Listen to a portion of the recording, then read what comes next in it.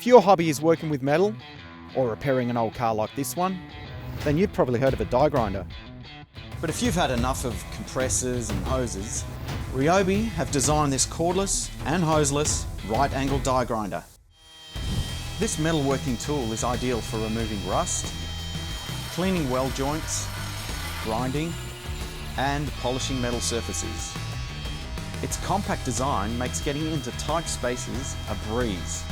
The high-revving HP brushless motor is more powerful than some pneumatic models. And this model's got a few more bells and whistles than the average pneumatic model too. Like the 4-mode speed selector, so you can set just the right speed to suit your application. Faster for grinding and slower for polishing.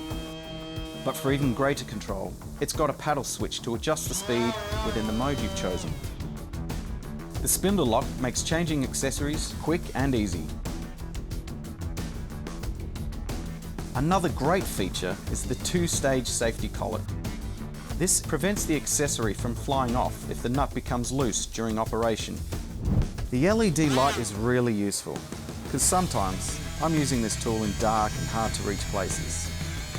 And of course it works with any RYOBI 18V 1+ battery that powers more than 100 tools in the range.